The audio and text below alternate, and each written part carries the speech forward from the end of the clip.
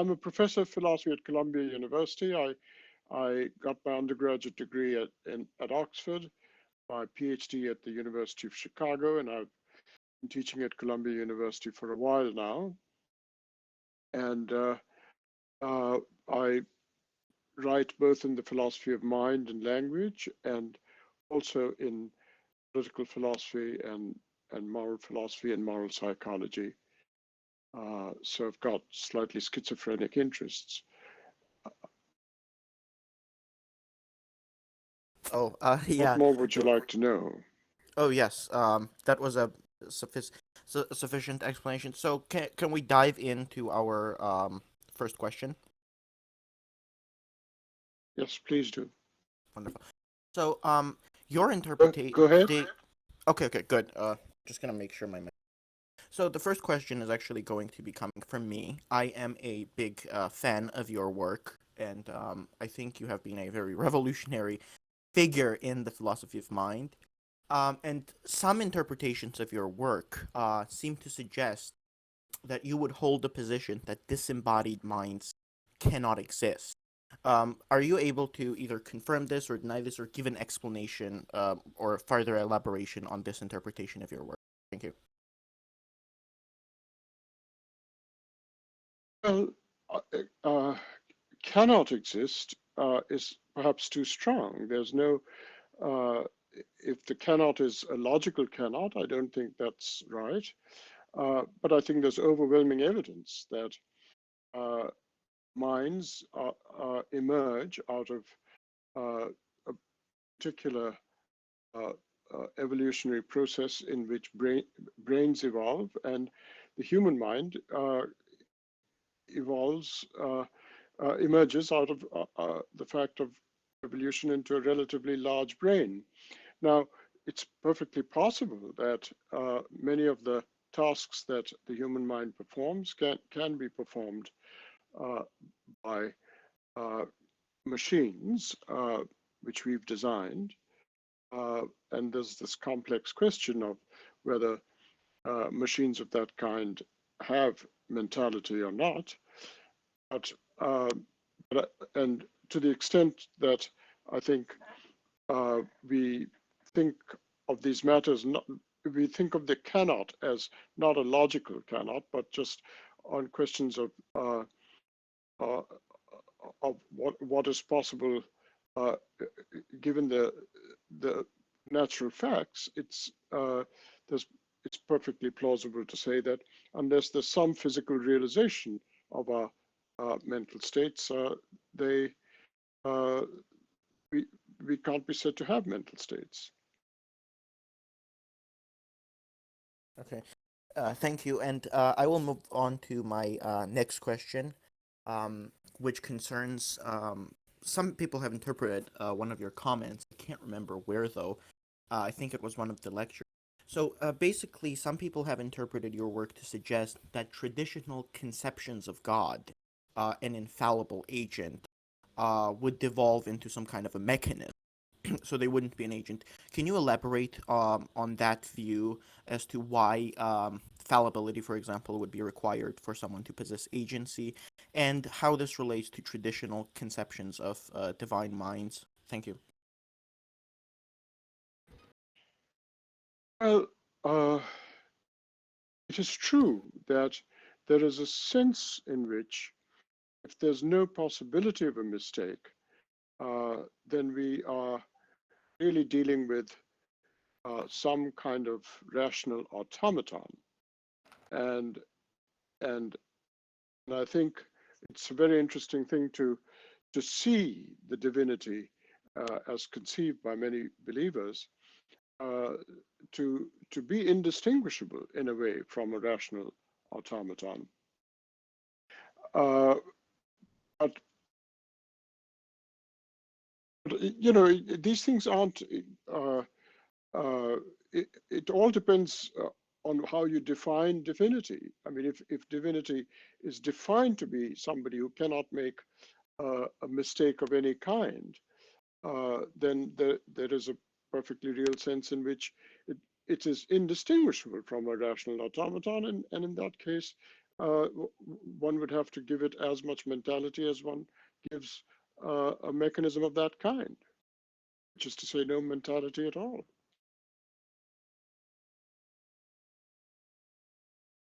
All right.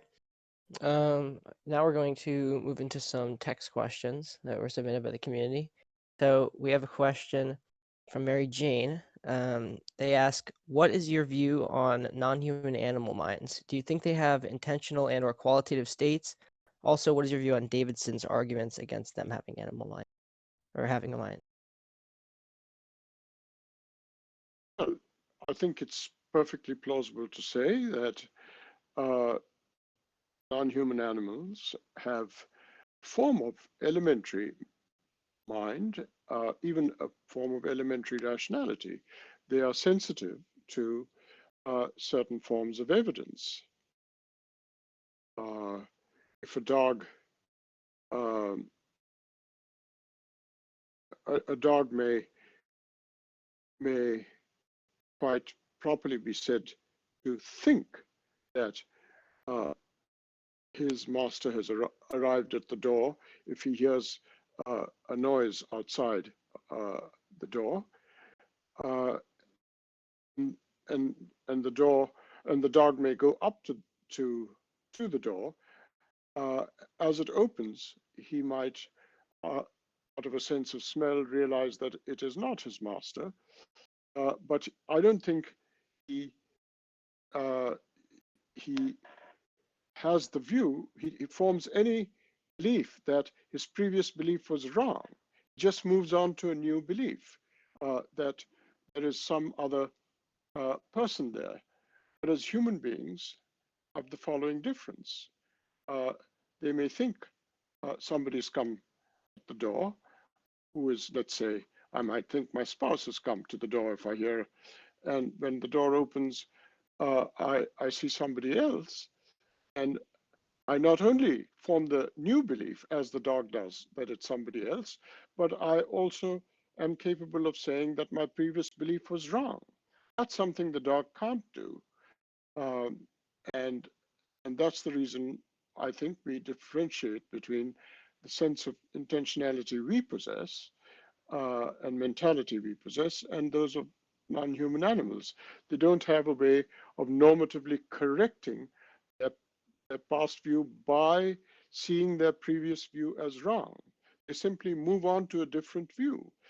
You can call that correction, but it's not the kind of correction we do. So it doesn't have the same normativity. Nevertheless, it has a much more basic mentality of going from one piece of evidence to another and forming new beliefs. And to that extent, it has some rational sensitivity to the world around it. Hey, Akeel, this is Jack Angstreich. I'm helping out with this. Hi, Um, Jack. How are you? all right, how are you? So they just also wanted to know what your view was on Davidson's argument against animal mentality. Well, I don't think I'm saying anything very different from Davidson. He may not have given this example and put it just the way I have, but you know the real difference, and I think Davidson is pretty much saying this. The real difference is that we are moved by reasons which we see when we take in a reason, we see it to be a reason. We see it as a reason, whereas dogs just respond to evidence or reasons, uh, but they don't see it as a reason for them to do something. So they lack that second order uh, capacity to see a reason as a reason. They just simply respond to reasons without seeing it as a reason. And would you ascribe phenomenal states to animals? Certainly, sure. Animals suffer. Animals suffer pain. They enjoy their meals. Um, uh, Certainly, they have qualitative states. But it is wrong to think that just because we have qualitative states and sensory states, and they have sensory states, uh, that they are exactly to be described and characterized in exactly the same way. I think that would be a mistake, because a creature who has sensory states but also has the kind of intentionality and sees reasons as reasons, that affects the character of the qualitative states, say pains and so on, that it has. And so it would be wrong to say that pain refers to exactly the same kind of states in both human and non-human animals. The very possession of a sophisticated intentionality in human beings changes the nature of the qualitative states of pain, pleasure, etc., that human beings have. Okay, Um, excellent. Let's skip to Luca's question. We can come back to some of the questions we skip if we Yeah, run I was out gonna go later. look in there. Yeah. Now All this is right. something you've addressed in lectures, so at the risk of feeling it's too much. I mean, if you want to just, because some people here aren't very familiar with your work. Somebody wanted to know about why you posit external value properties and whether an internalist about value is unable to explain our mental lives. I've lost you. I can't hear you. Sorry, can you hear me now? I think I've lost Can you hear me? the voice. Can you hear me? Just try to. We can hear you. Yeah, we can yeah, hear you. Just try we to can hear you, read a Dr. log. Bilgrami. Yeah, try to. Try moving him in and out, maybe. Oh, okay. Yeah. I'll do it right now. 1 second.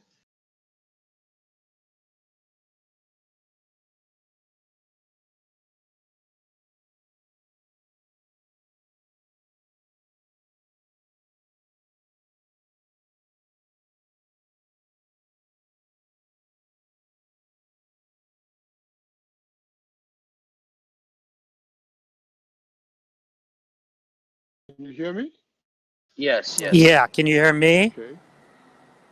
Okay. So somebody wanted to ask about, I mean, 'cause some people here aren't that familiar Go with your ahead. work, so I You know were you've halfway through a addressed. question and then I lost Yeah, your voice. yeah. You can you hear me?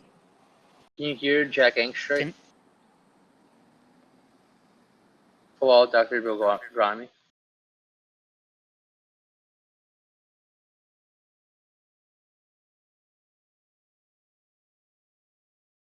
Yeah, I think Dr. Bilgrami is having trouble hearing us. Doc, can you try moving him in and out I once can again? hear you now. I can Okay, hear okay, you so you now. Oh, okay. okay, There we go. okay, so you can hear me. Jack, can I go with the other question until you get to a better microphone? I don't think the problem is Mike. His Yeah, the mic's not problem on. isn't the microphone. It's just the connection. Okay, maybe it's just okay, Dr. Bilgrami. If you're having you have been one of the leading critics of direct reference theory. Um, do you think that there is any case to be made for direct reference theory, or do you think it's time for philosophers to give up on that particular view? Well, yes, I've been very critical of direct reference theories because for very traditional reasons, uh, I think that it's absolutely essential uh, to meet uh, Frege's constraint on uh, mind and language, the constraint that is generated by Frege's puzzle, uh, and and that's the Frege's puzzle and Kripke's puzzle relates it to the puzzle is formulated by Frege as a puzzle about language, but Kripke formulates it as a puzzle about belief or mind. And the point of the puzzle is to say that there's an absolutely elementary and fundamental constraint that must be placed on on an agent's beliefs. For instance, let's just stick with beliefs. Uh, in that, uh, so I have formulated the Fregean demand on mental states and their contents, beliefs and their contents, as follows. If a person is merely ignorant or misinformed, the beliefs ascribed to her should still represent a completely consistent state of affairs. That is to say, the world as she conceives it should be a completely consistent state of affairs. I'll repeat that. If somebody is merely misinformed or ignorant, her beliefs, the beliefs you ascribe to her, should nevertheless represent a completely consistent state of affairs. The world as she conceives of it should be completely consistent. That, I think, is the point of Frege and Kripke's puzzle, because those puzzles are that if somebody fails to know or is not informed correctly that Hesperus is phosphorus, or that Muhammad Ali is gaseous clay, or that water is H2O, etc., just an empirical identity, right? We don't want it to come out that they are in some sense logically irrational. But direct reference theories of language and their counterpart in the philosophy of mind for content and concepts makes it come out that they are logically irrational. But they're not. They're merely misinformed. And we need a basic distinction between those two, and direct reference theories simply cannot meet it. Am I being clear?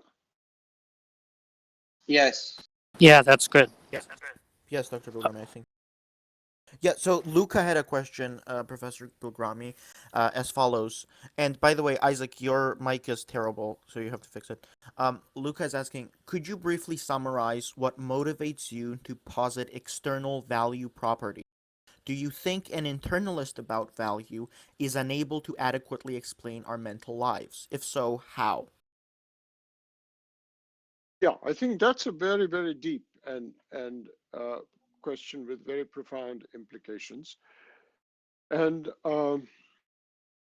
my view is that you cannot explain our agency, our practical agency, uh, unless you see values as properties in the world around us and not something that we just make up, uh, or as you put it, not something purely internal. So the argument I give in, I think, chapter 5 of my book, Self-Knowledge and Resentment, is that we could not be said to be practical agents unless value properties were in the world. I can give you that argument if you like. It's quite a complex argument, but so I introduce considerations of agency, practical agency, to argue that value properties must be in the world. And I don't think internalists, as you call them, about value can account for practical agency. All right. Well, I don't know if Luca wants you to give that argument so we can find that out, and in the meantime, move to another question, because I mean that is available in Yes. some of your Yes. lectures and things. So Yes. go to Dog's question. Okay, so we'll have Dog's question, and then there's one more. So Dog asks, in some of your works, you've mentioned that you hold to moral realism, robust realism. My question in regards to that is, in virtue of what is one perception of a moral fact, what determines who's right in the case of moral disagreement? Right. So this is a question that is often put to me, in fact, often put to me by Jack. Yes, so my stand on this question, this point, has always been the fact that there is differential perception of something does not cancel out the fact that it is perception of something external. if there is differential perception by different people in, say, different cultures or something, or with different theories of the world or whatever, um, just because there's differential perception doesn't mean that it isn't perception of the world. Even in science, there are differential perceptions. Somebody who's internalized a wave theory of light will see something different in the world than somebody who's internalized a particle theory of light. That doesn't mean that we should become Berkeleyan idealists, saying that there's no world and that we don't perceive the world.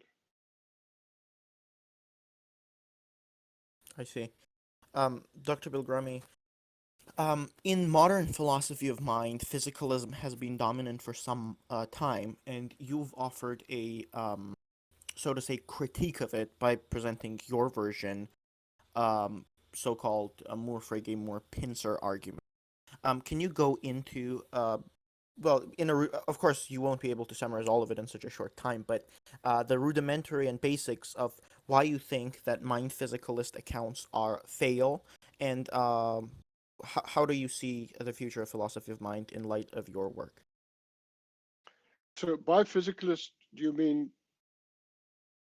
the scientific realist view, which is that there is nothing exists that isn't the subject of natural science? Is that what you mean by physicalism? Mind physicalism. Yeah, correct. And Mind physicalism. some type of identity theory about mind and brain. Right. So uh, my view is that Cartesian dualism, that is, that there's a duality of substance, is wrong. And the reason why it's wrong is that the very idea of substance is an idea.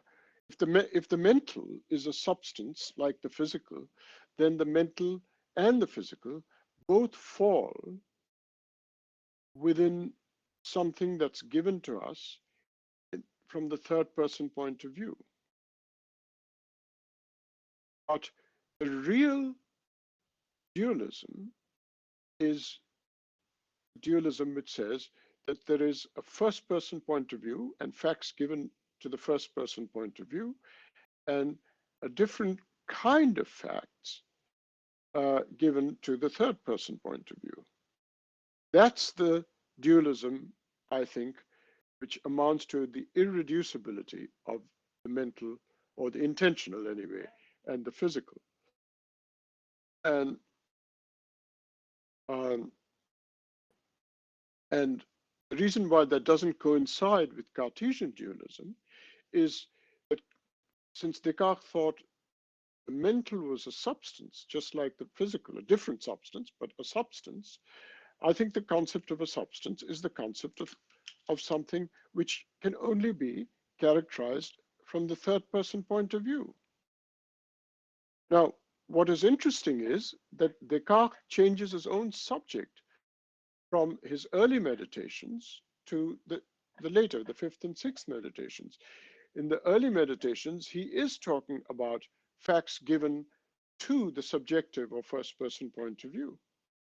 He then only in the fifth and sixth meditations talks of what is given to the first person point of view as a substance.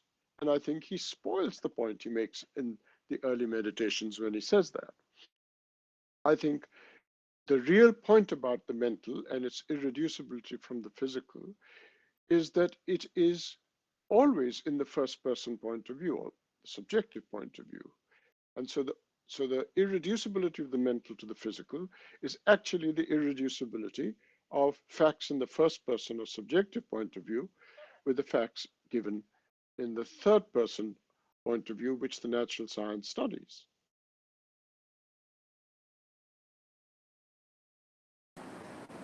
Okay, somebody wanted to know if you could explain what your dissertation, meaning as invariance, was about. So that dissertation's main thesis was it was addressing Quine's idea of the indeterminacy of translation, and it argued for, well, it's a very complex view. I can try and state it briefly. The the idea is that meaning is to put it in a sentence or two, meaning is what is shared, what is invariant between two indeterminate theories of meaning. So what theories of meaning do is assign meanings to terms. And if there are two theories which assign, say, to Jack's language, to the terms in Jack's language, two different sets of meanings, right? That's what the indeterminacy of translation of meaning is. I argued that there is something that those two theories are in common capturing, even though they have different ways of presenting the common thing that they're capturing. Now, Donald Davidson presents this with an analogy with Fahrenheit and centigrade. So Davidson says that Fahrenheit and centigrade assignments of temperature capture the same phenomenon, how cold or how hot it is. So you assign 32 degrees, you assign 0 degrees, but they capture the same information. Now, I want to say that there's a very complex invariance of that kind that two different underdetermined or indeterminate theories of meaning capture in their assignments of meaning, say, to all of Jack's terms. And it's much more complicated than the standard linear transformation which goes from Fahrenheit to centigrade, because of the fact that when you assign meanings, you have to assign beliefs as well. And so what I try and show is that the invariant element is not meaning when Fahrenheit and centigrade capture the temperature, I don't think it's right to say that different theories of meaning capture the meaning that is shared by these two theories or two sets of assignments. Rather, what they share is a complicated phenomenon which we call meaning dash belief. And the dash or the hyphen cannot be removed. So it's meaning dash belief that is shared, and I give a fairly elaborate account of what this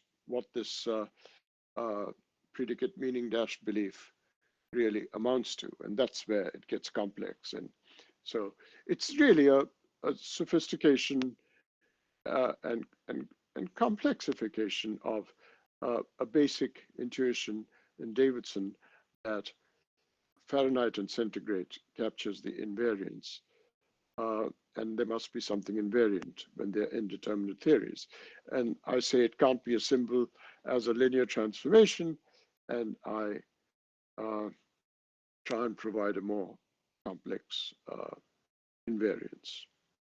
Yes, Dr. Bilgrami, one text question says that a lot of people actually were surprised to find out you hold to pragmatism, and obviously you will not be able to go a lot deeply into that, but somebody wanted to. What's the reason that you can probably sum up in like maybe a couple of minutes that you chose pragmatism?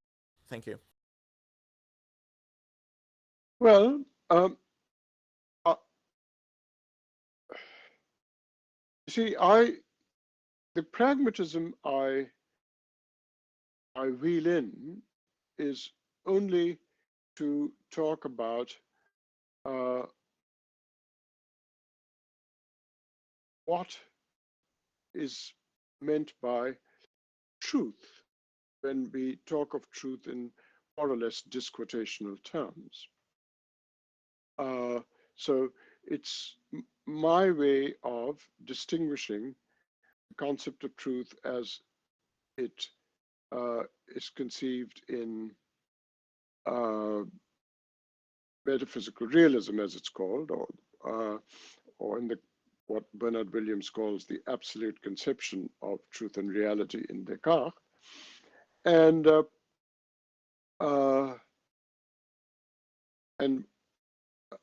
and I claim that pragmatism has a more satisfactory understanding of the concept of truth uh, because it doesn't rely on metaphysical realist conceptions of a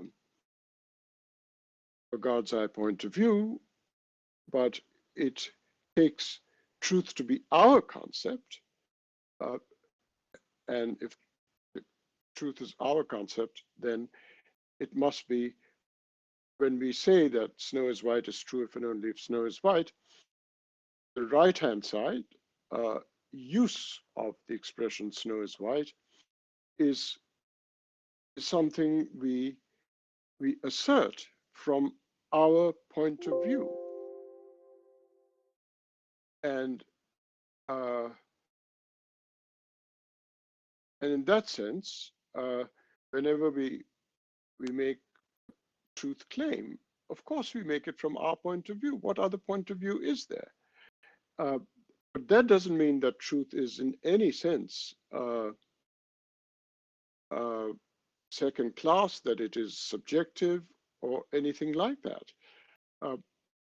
So it's pragmatist in the sense that the idea of our point of view is something that's always in the background, and in the foreground is where we assert truths. And what we assert when we say that something is true is truth simpliciter. It's not truth from our point of view or anything like that. So you can't say that just because we judge truth from our point of view, what other point of view is there? Just because you say you judge truth from our point of view, it doesn't make truth relative to our point of view, because to be able to say it's relative to our point of view, you have to step out of your point of view and say truth is relative to that. But you can't step out of your point of view. So this pendulum swing in the standard way of talking about truth, that it either must be from some God's eye metaphysical realist point of view, or it must be relativism, I claim is to misunderstand something that the pragmatists understand quite well. Am I being clear? Yes, thank you so much. And Timber wanted to ask you to clarify, let's see here, Timber wanted to ask you to clarify if you believe your version of pragmatism better tracks the folk notion of truth. The folk notion of The what notion of truth? the folk notion of truth. The folk The folk notion. notion.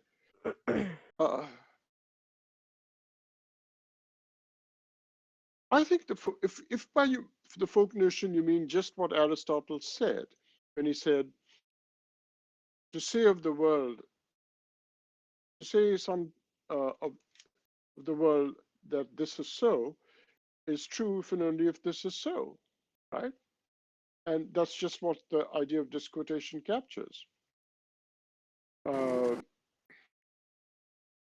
And and I think people, that's the ordinary notion of truth. It's what sometimes is called the deflationary notion of truth, and so on. And I don't like this talk of deflation. I don't like this talk of redundancy and deflation, because it does seem to me that truth is a value. Uh, I think we want to avoid error, and we want to seek truth, as the pragmatists say. And if truth is normative in that sense, i.e., we want to avoid the opposite of truth and we want the truth, if it's a value in that sense, then it can't just be redundance, right? It can't just have absolutely no role to play. It has a role to play, a normative role to play. It normatively, we want the truth. And if we want the truth, you're not merely disquoting, but disquoting is reflective of our cognitive norms. Yes. Oh, sorry, Dr. Bilgrami. Well, Somebody. Oh, I sorry. think Go ahead. Danny wanted. I think Danny wanted to ask a question, Dog. So Oh. if you can unmute Danny, I think maybe he Oh, can. okay. Yeah. Yeah. Can I be heard? Yeah, you're Okay. audible. Hey, Dr. Bilgrami. I'm a graduate student at LSU. And well, the first thing is that my ethics professor says that he went to school with you back in, I think it was Bombay at the time. Hussein Sarkar. If you don't remember him, that's fine. But Yes, I do. I really he do said, remember it. yeah, he said y'all were very good friends back in the day. So I'm Yes. learning from him now. And so when I mentioned some of your work, he was familiar with belief and meaning, and so I was kind of shocked. And then he told me. But yeah, my question is with respect to qualitative states, because it seems like there's this dichotomy between dispositions, mere dispositions, and normative states. But if there are no laws of qualitative states, and if qualitative states are not normative states, then the way that, I guess there are two questions here. The way that we establish them as non-physical or mental as opposed to physical is going to either be by some other argument, or do you think it kind of fits?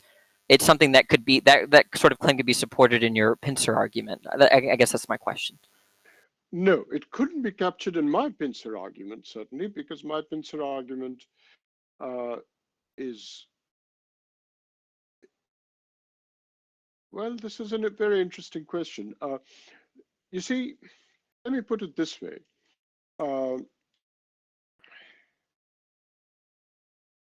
Kripke gives a perfectly good argument about pains and qualitative states and their irreducibility. Now, the way I would put it is to say that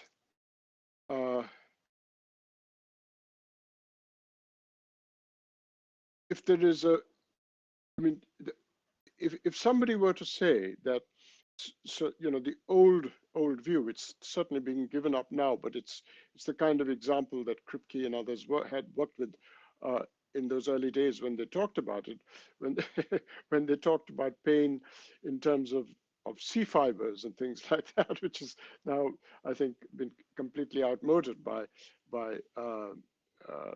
studies in neuroscience. But nevertheless, let's just work with those examples. If somebody identifies, say, pain with some physical state of the brain, then somebody comes along and denies it, right? Okay, so they don't know of an a posteriori identity, like water is H2O, for instance. They're denying an a posteriori identity. Okay, so they don't know enough neurophysiology. So they're just misinformed about the world, right?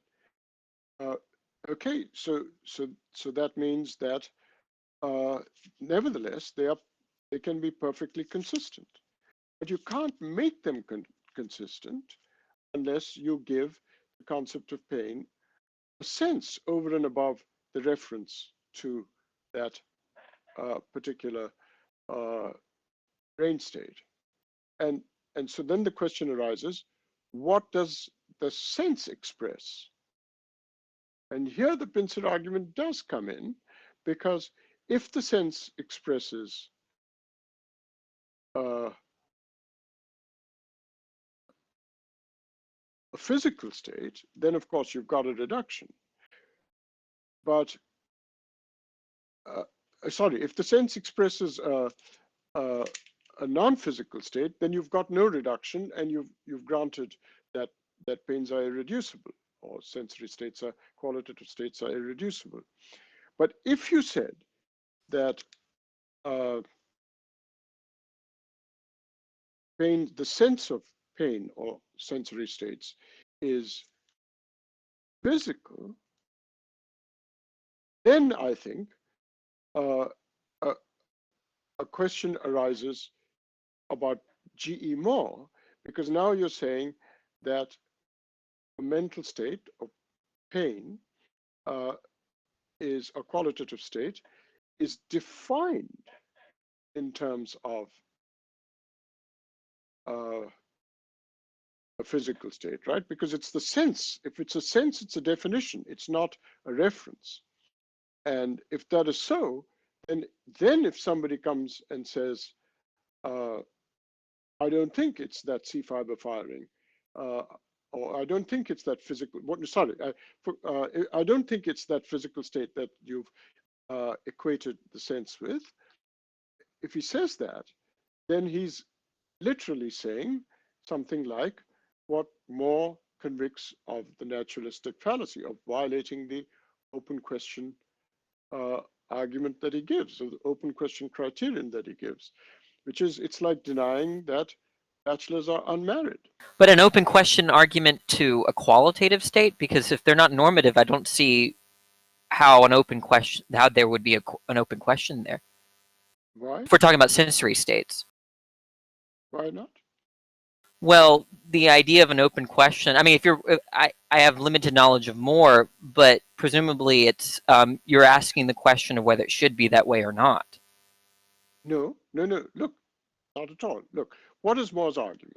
Moore's argument is, suppose you define, right? So we're talking about senses now. We've gone past the reference stuff, right? We're talking about senses. Okay, so now we're talking about definitions or senses or meanings, not reference. Okay, so if somebody says a sense of pain is some physical state, it expresses some physical states to be equated with some physical state. All right, that means it's defined to be that physical state if it's the sense. Okay, so then it must be like bachelors are unmarried men, right? Because it's defined to be that. All right. Now somebody comes along and says, I don't think it's that. And we want to say, surely he isn't making the same mistake as the guy who says bachelors are not unmarried men.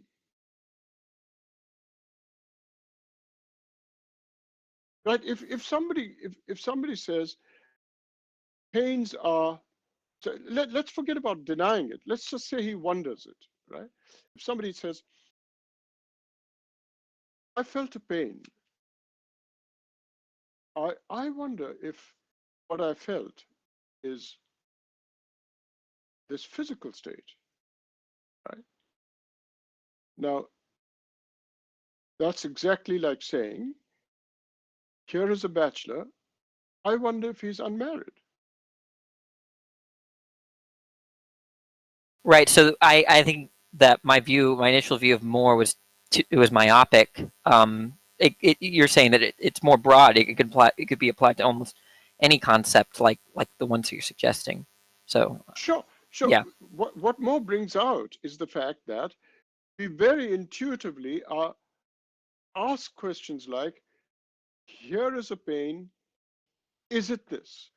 Just like we ask, here is something good, here is uh, an increase in social aggregate utility, is it good, right? And here is a a physical state is it pain?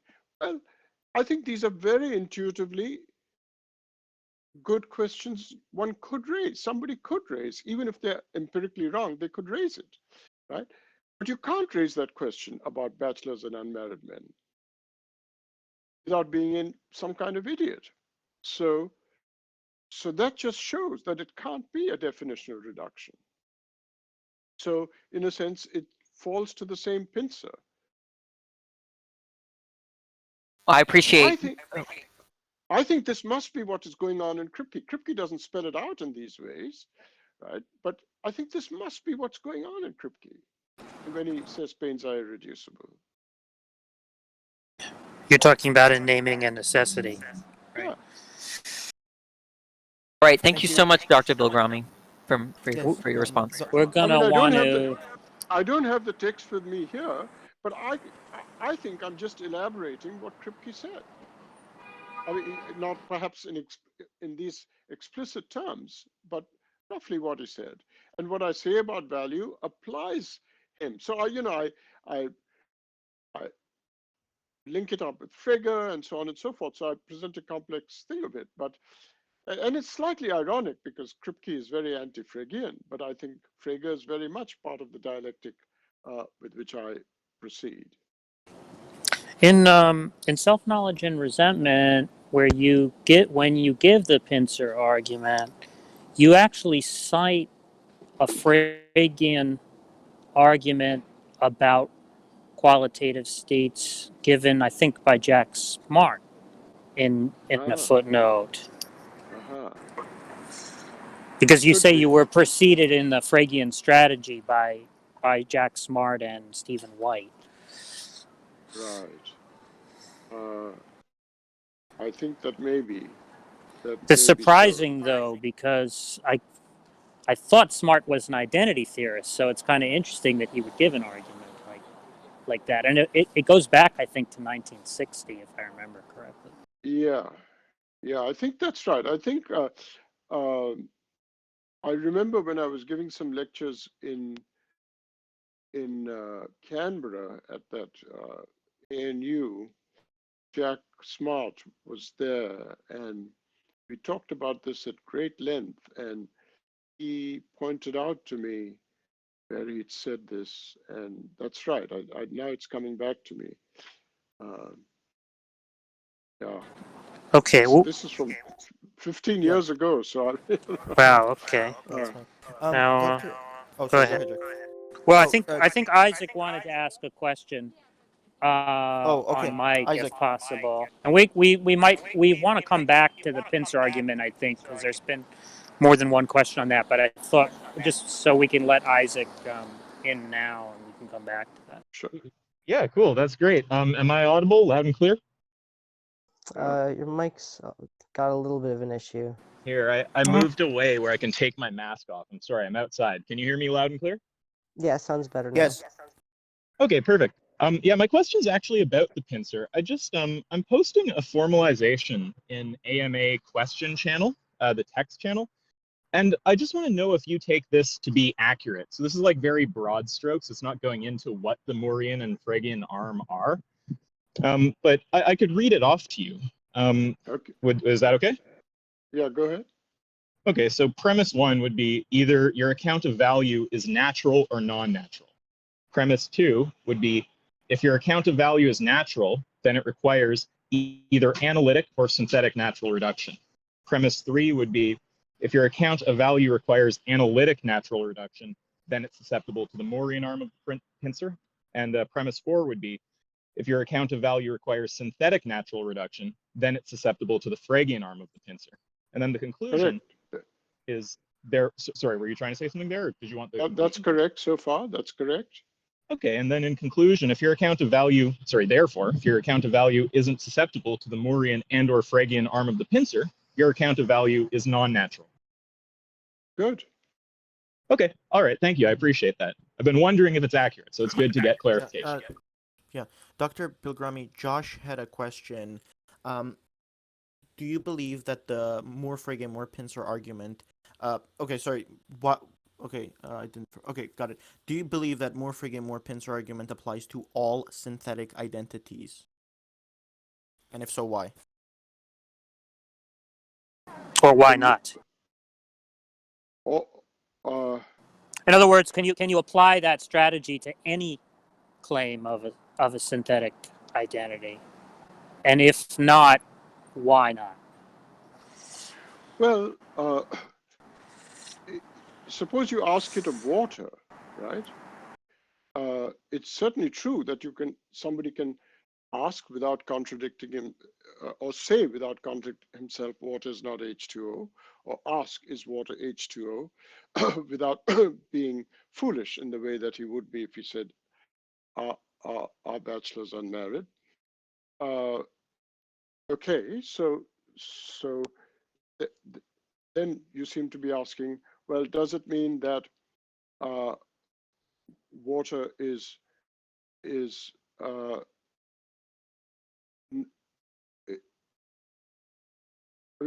there is no controversy about water, right? Because we are quite happy to say that whatever sense water has expresses something physical. It fills ponds, it comes out of taps, etc. Right? All this can be physical. All these are physical properties. So I see. So there's no controversy about the standard cases of a posterior identities. But okay, it's not a controversy about whether they express physical properties. It's the controversy is whether or not they express something like molecular properties. You know,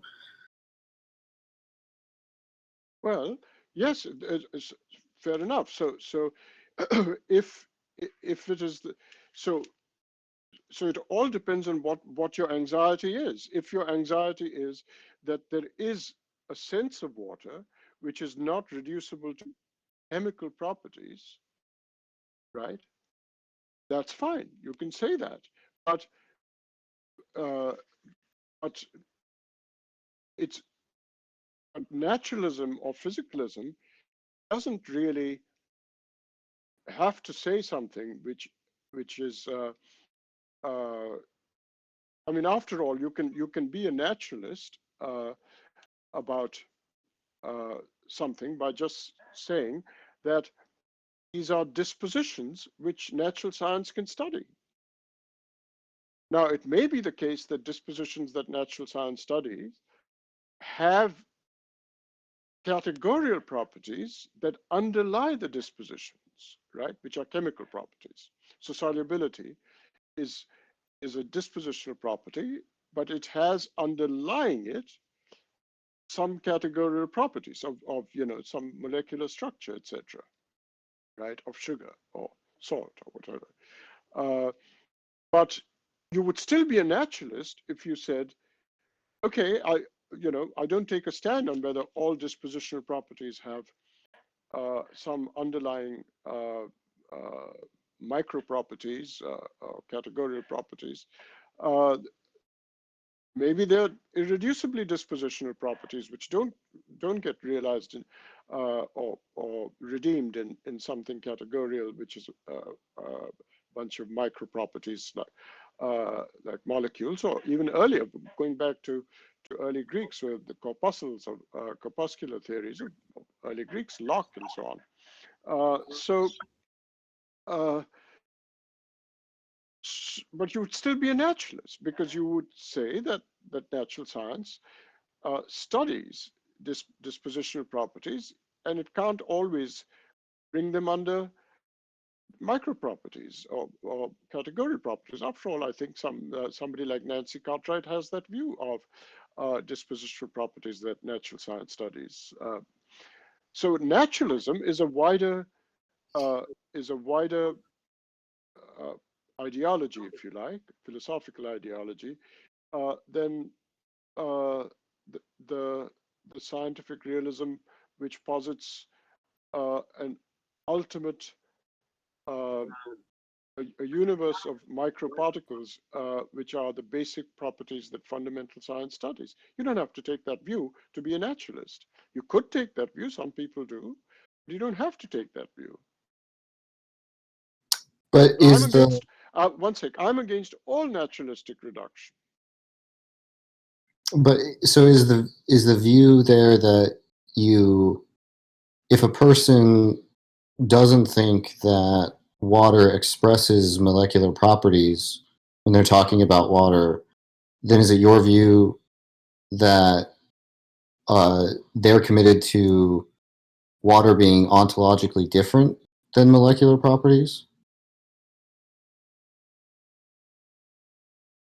No, look,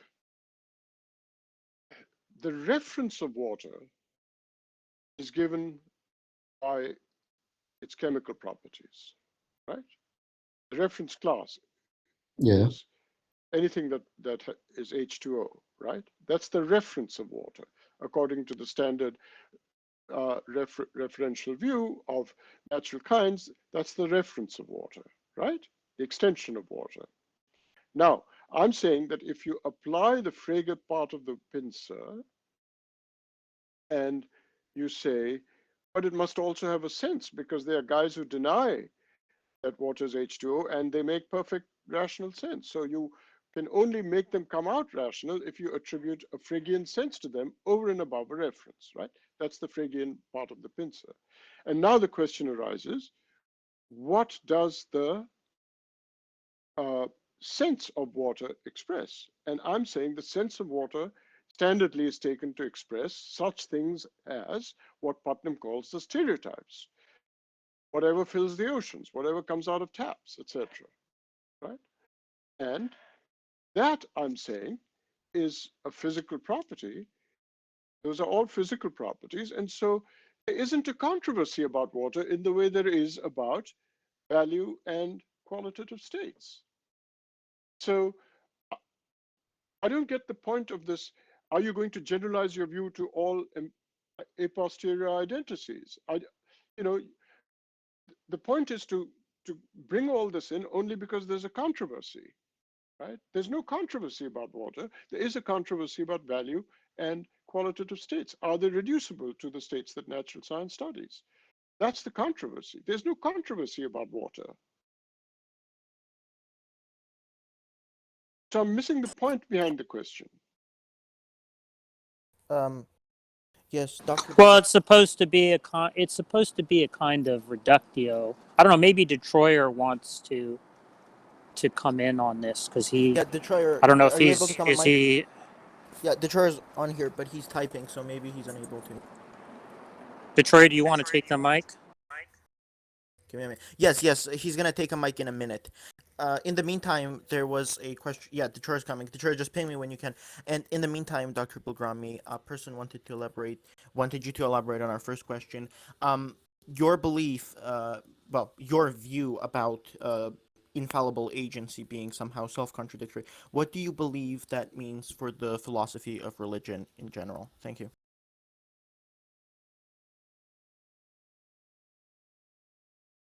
Well, I mean, if you're asking about our concept of God and whether I subscribe to it, is that what you're asking? I don't know what you mean by No, it philosophy of wasn't my religion. question. It wasn't my question. I The think the question was. idea has got to be something like, does that sort of pose a problem for philosophy of religion about the existence of God if infallible agency is a contradiction? Well, look, my general view about the existence of God is, first, it depends on how you define God. If you were to define God in the standard sense, i.e., let's say,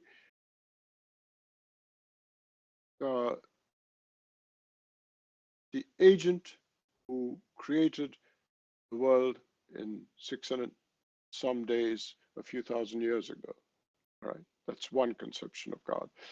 Another conception of God is omnipotent, omniscient, and all good, etc. Right? And I'm saying If you characterize God in one or other of these ways and then ask, do you believe in it? I would say, I believe in things for which I have evidence, or for which there are knocked down logical, philosophical arguments. And I haven't. So let's take the concept of God that created the world in 6 days, right? And what is the evidence for it? You have to ask that. I mean, the origins of the universe is a question that we have answers to, right? There's the Big Bang Theory. I mean, it's a scientific question, and creationism gives an unscientific answer to a scientific question, the origins of the universe. So I don't subscribe to God so conceived. I've never no reason to believe that there's any evidence, or for that matter, any argument, convincing argument, that some have tried to give it in the history of philosophy, uh, for the idea of a first cause, or the idea of all good, all knowing, all powerful God. There's no evidence for any such being. And there's no argument I've seen that's convincing for any such being. So, I just treat these as questions for which you have evidence and arguments, and I haven't seen one, right? So I think there's actually a lot of reason to not believe it. So I call myself an atheist. But now, if you say God is something that we experience, and some people have experienced it, well, some people have experienced it. I don't want to be impertinent and say I don't believe you, but the idea of experience there is experience for me, and who am I to deny that you've experienced something? But the idea of experience there is experience, some kind of mystical state is not something that I could deny. Why would I deny it? Dr. Bilgrami, to clarify the question, and by the way, Detroyer, if you're here, can you ping me? I think I needed to clarify the question. So basically, traditional conceptions of God present him, and I mean by traditionals, I mean traditional Judaism, traditional Christianity, traditional Islam, some versions of Hinduism, present God as a mind that has both agency and possesses infallibility. However, your work has been interpreted to suggest that were such a being to exist, it would be more akin to a, as you put it, rational automaton. So, what Yes. implications do you think this view has on the philosophy of religion?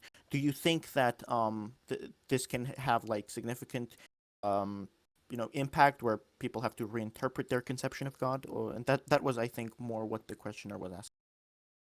Well, I would want to know, what is the use of the term mind here? What does it mean by saying it is a mind that is infallible? See, the concept of mind is our concept, right? It's our concept. There's no concept of mind so we have to say, what do we mean by mind? And I'm saying that standardly, we do not think of the mind as a mechanism, as an automaton, right? And the only idea we have of somebody who it is not even possible to make a mistake, not even possible to make a mistake, right? Then I don't understand why it isn't just a superlatively reliable mechanism. And that is not our concept of mind.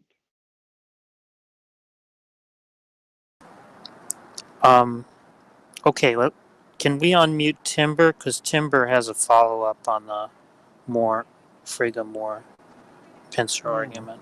If Timber wants to be unmuted, he can be. Timber, you there? Oh, hi, Professor Bilgrami. Can you hear me? Yeah. Yeah, I just had a couple of clarifying questions. So, at least when you take like in the Moorean open question, do you take analyticity to be how do you take what do you take analyticity to mean? Like something that competent speakers of the language, for example, would find trivial or would be true and like something like that, or do you think deducible from the meanings? Well, I think analyticity is surfaces in different ways. I mean, I don't deny. I mean, I do make a absolutely firm distinction. So if the only sense in which you could get me to concede that there's something that is captured by the term analyticity is the idea, as I said, that I think it is utterly basic. So I see. So That like, oh, go ahead. Sorry. I think it's utterly basic that you don't want to say of somebody who merely is misinformed about the world that he's a logical fool.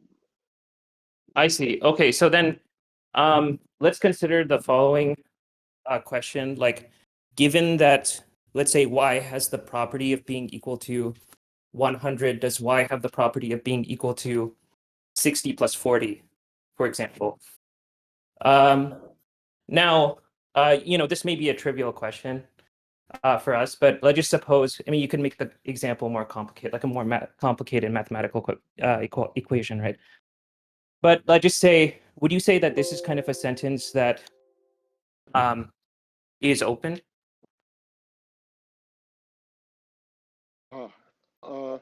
Well, it's a lot depends on what you take. If you have a logicist view of arithmetic, of mathematics, you would see it as a logical claim, and so you wouldn't. A lot depends on how you view mathematics, and certainly with just a smattering of logicism, you would see that as different from water is H2O. And now, of course, it's highly controversial what you take mathematics to be. I mean, Kant had this idea of synthetic a priori, but you would have to have a kind of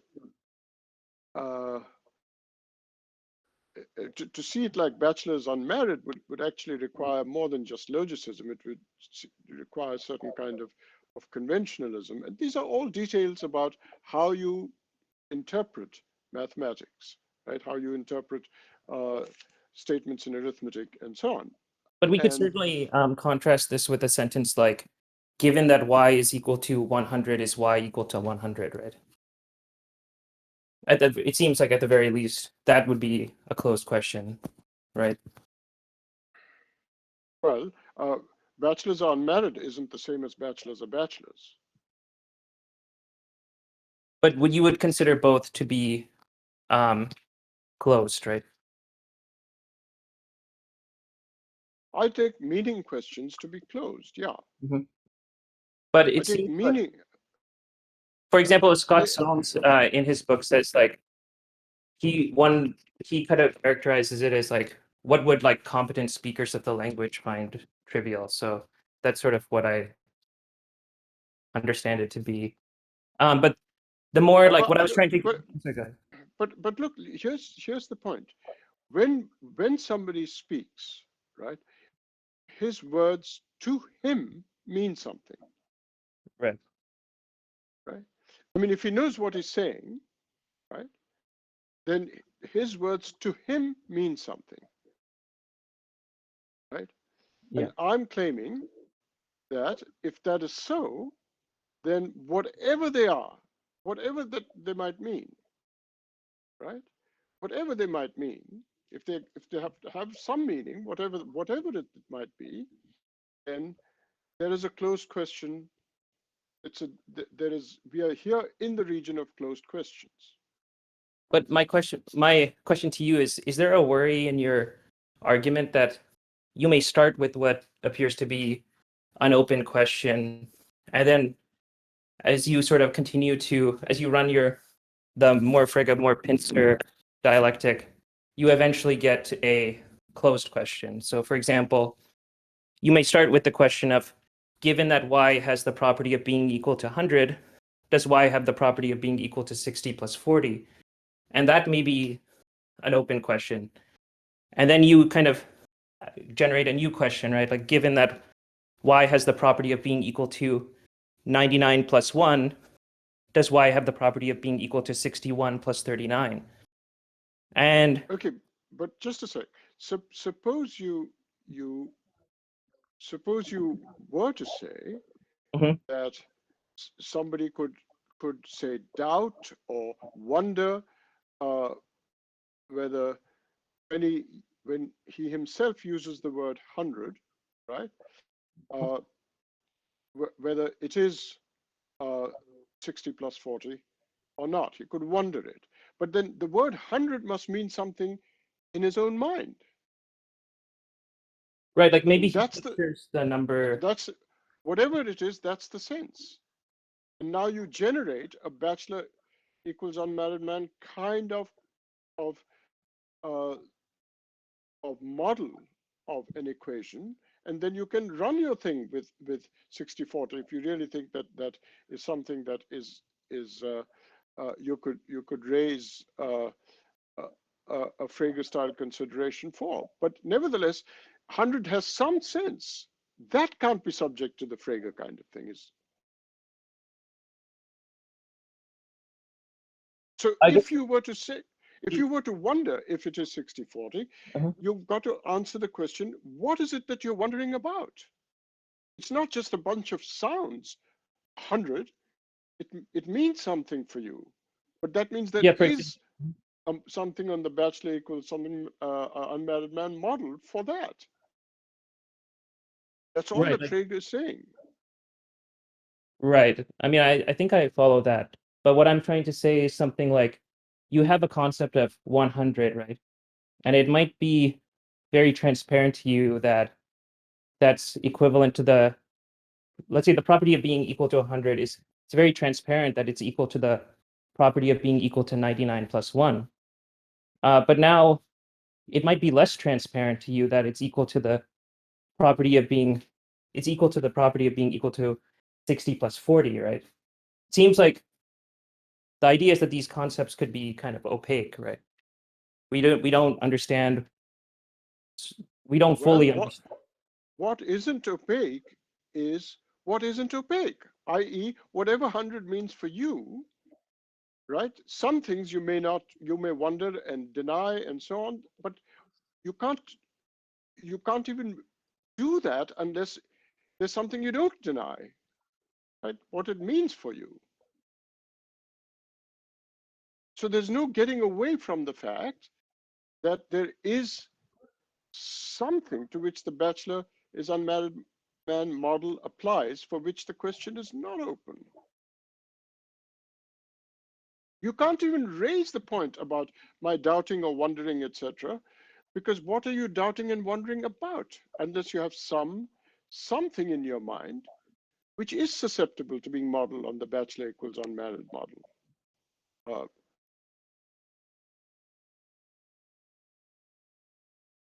Yeah, maybe it would be better if I just communicate it over.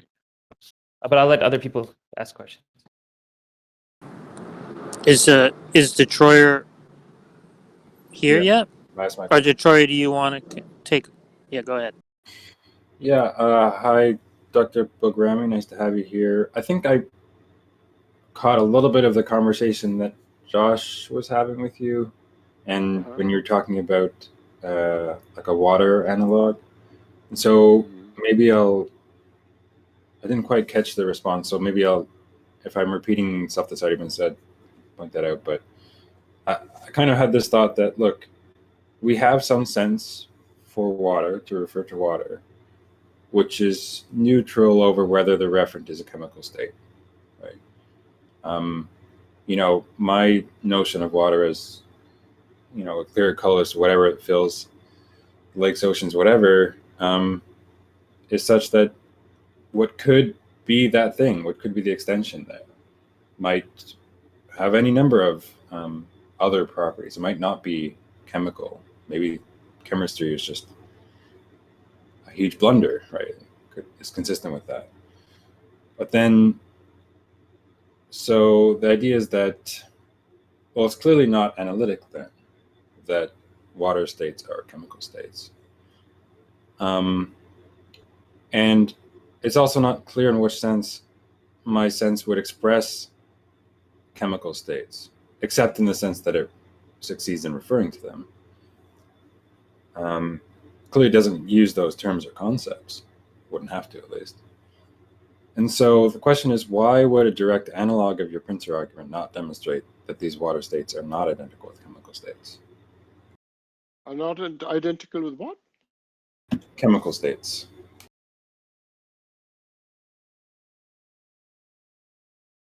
They are identical with chemical states in the a posteriori sense of identical. Right. But this, so, but that's what we're supposed to grant. The idea is that why couldn't we run a more Frege Pincer argument on water states and chemical states using these facts, though? The point is that, yes, we agree that the conclusion would be false since there is this a posteriori identity. But it seems to me that all the steps required to make the argument work would be there. Wait, I'm not getting this. So you don't deny that water is H2O, is an a posteriori identity that is true. Shall we grant that it's a true a posteriori identity? Right. The whole point is that it's true. That's why I think this example, unless I'm misunderstanding the original argument, the point is that this would sort of undermine the argument. It's like it's proving too much. It would prove that these a posteriori identities, which you take to be true, cannot be true. Well, I'm not trying to prove a posteriori identity is wrong, and there's nothing I said which I'm trying to prove that there is that to make an a posteriori identity amounts to a reduction. Okay. That's all I'm doing. I'm trying to say that no notion of a posteriori identity could amount to a reduction of value terms to the terms that natural science study, or qualitative terms to the terms that natural science study. That's all I'm saying. I get that. It's just the question is, how does that argument run such that it wouldn't also run here? But how can it run here if the starting point of it is something that I never take back, which is that they are true a posteriori identities? How could I undermine that? I've never said what in my argument undermines that. Maybe you should spell out what in my argument undermines something that gets my argument going. And I in no way want to say that I want to deny it. What in my argument turns that down? Okay, let me. Sure. So if we took your argument, maybe this is a better way to ask the question. If we took your argument and instead of talking about normative properties and natural properties, for example, and if we instead talked about watery properties and chemical properties, which premise would be sort of denied, right? Since we think the conclusion that they're not identical would be false. Somewhere along the line in proving that watery properties can't be chemical properties, the argument would have to go wrong. Like there'd be some false assumption or premise. I'm just not clear what that would be. Okay, so water is identical with H2O, so so in some sense of it is a chemical property, and now somebody comes along and let's say wonders whether it is a chemical property, whether it's H2O, say that particular chemical property. Sure. And we want this person to be rational in the logical sense, and so we have to say that water for him must have some sense, right? And now, if the sense, if your question is if the sense expresses another chemical property, right? Not H2O, but some other chemical property, right? Okay, so let's say it expresses some other chemical property. Fine. If somebody can't deny that that without falling afoul of G.E. Moore, right? If he cannot deny it without falling afoul of G.E. Moore, that's fine. Right. Then it's that further chemical property.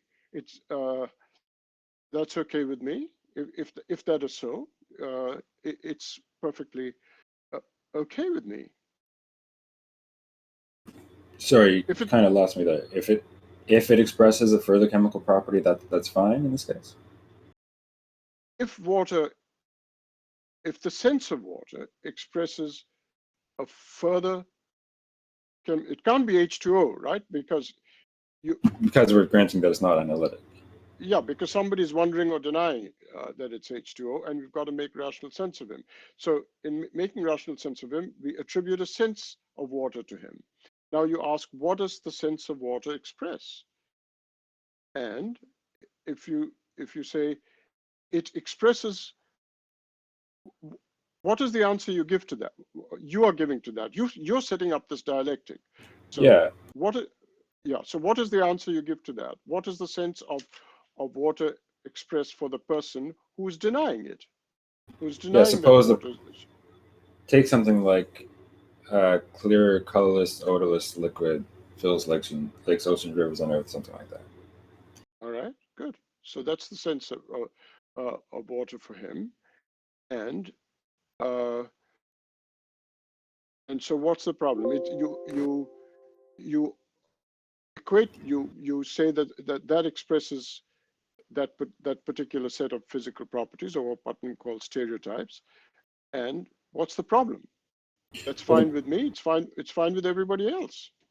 Yeah, the problem with that is that, well, again, it's still it's not analytic that the sense will refer to, if it refers at all, to chemical properties. Certainly not analytic that it would refer to H2O. And Yes, so it's not analytic.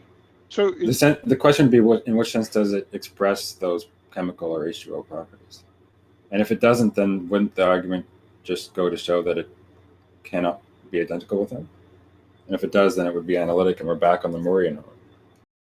But wait, you just said that the sense for this guy who's denying or wondering whether water is H2O, for this guy, the sense of water is, let's say, one of those stereotypes, right? It's something which fills ponds, oceans, etc., right?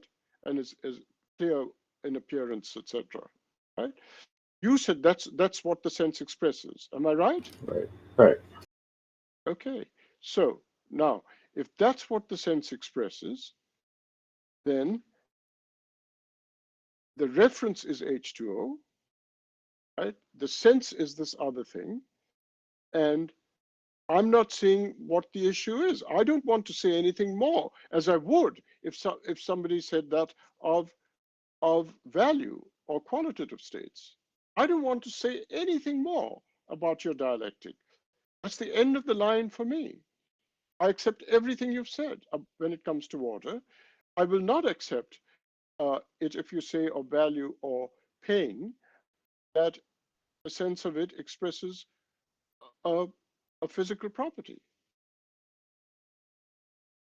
But the issue just is that, look, it seemed to me that I could just run the argument, though, right? If I'm running some analog of the Morphic and Moore, whatever, and clearly we're not on the Moorian arm since it's not analytic, and then we look at the senses. Does our watery sense express a chemical property? Well, no, in the sense that, you can't analyze the sense and see those chemical terms, or see that what's picked out must be the chemical stuff.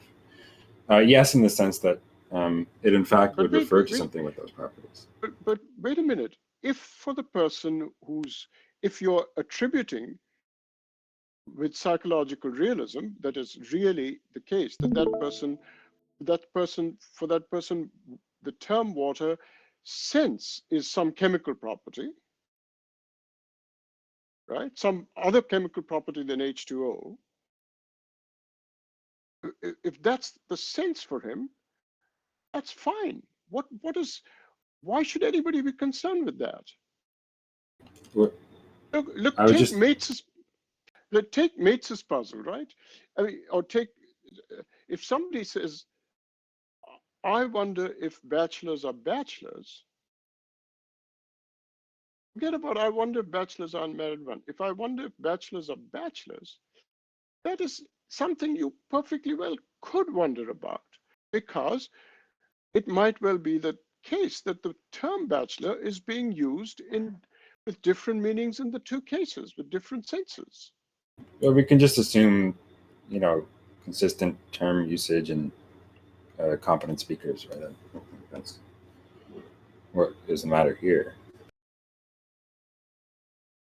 Like the idea is that, like the sense that he's using, when you say it expresses, I mean, you grant that the sense doesn't express a chemical property, right? I mean, that just could be the case. What chemical property? I mean, it can't be H2O, right? It has to be some other chemical property. Why would it have to be a chemical property at all? Good. I think for most people, the sense of water is not a chemical property. Right. So that was the whole point, right? Yes. So if that is the whole point, so let's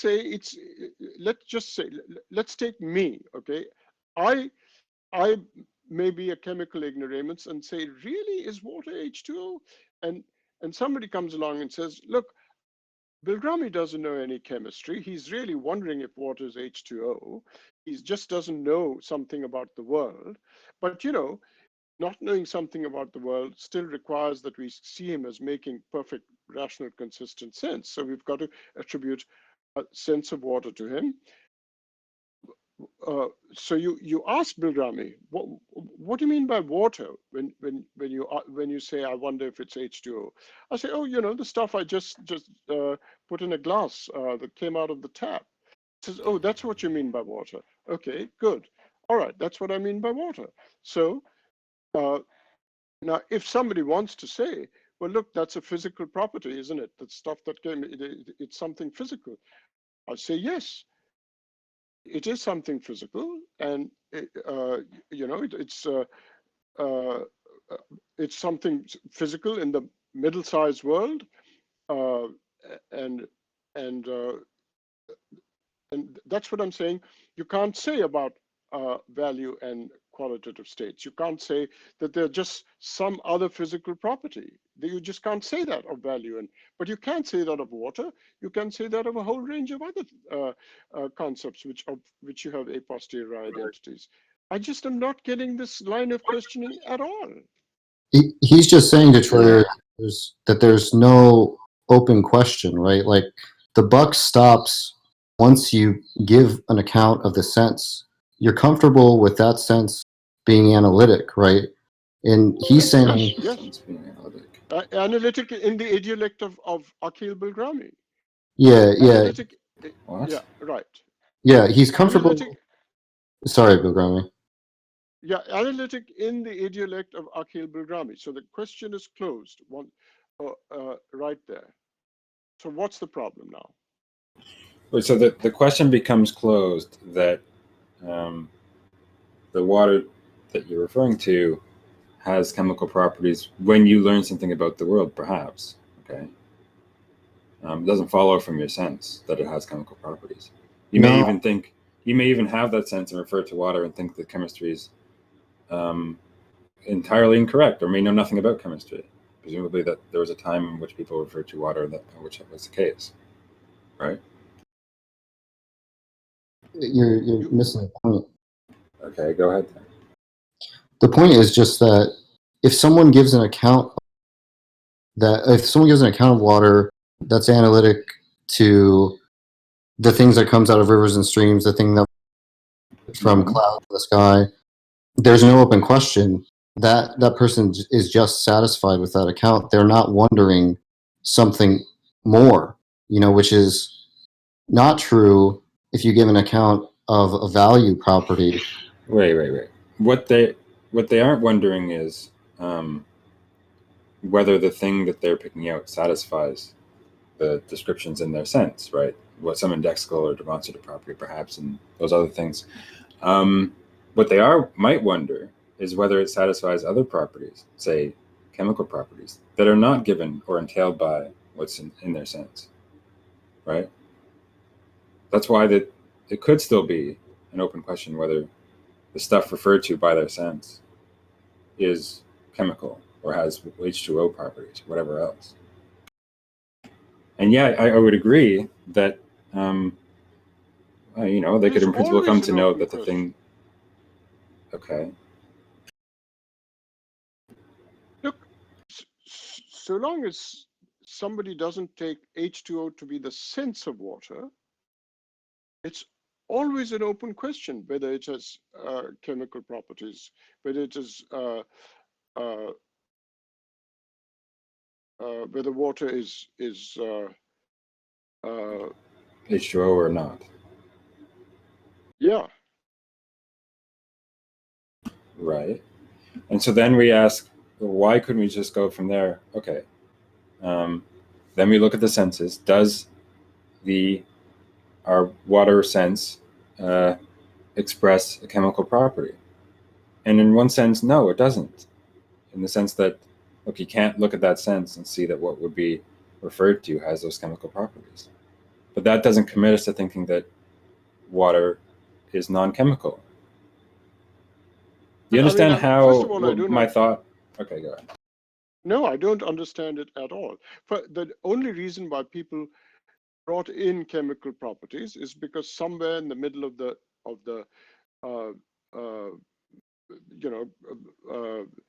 18th century, people discovered something. Right? It was a discovery. It was an a posteriori identity that was discovered. Yeah, that's not so contention. So it was never part of the. When somebody discovered it, they must have had some sense of water about which they discovered this. They must have been, whenever they used the word water, they were talking with some sense about it, right? It wasn't just a sound. So they had some meaning to it. And that meaning may have well lasted well after the discovery. So I don't know, what do you have in mind when you say that the sense, for somebody, the sense of water might be expressing a chemical property? Well, it's not. It doesn't express a chemical property in the sense that it doesn't A, use chemical terms or concepts, and B, it's not analytic that what it picks out has chemical properties. It does express a chemical property in another sense that what is referred to, in fact, has chemical properties or is chemical properties. And that distinction Thomas Baldwin makes, which you responded to. I think Zach actually wanted to talk about something you said in that response, but maybe we'll get to that at some point. He grants that the reference is natural for the sake of argument. Right. Wait, so are you referring to Tom Baldwin's response to me in Self-Knowledge and Resentment? Yeah, No, but that's got to do with, but that's a slightly different issue. I mean, unless I misunderstand what you're saying, the issue that Tom Baldwin raises is I think falls afoul of a Quinian understanding of what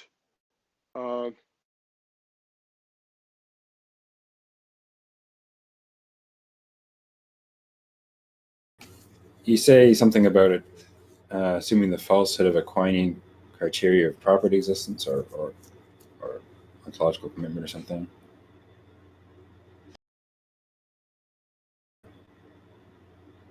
Hello?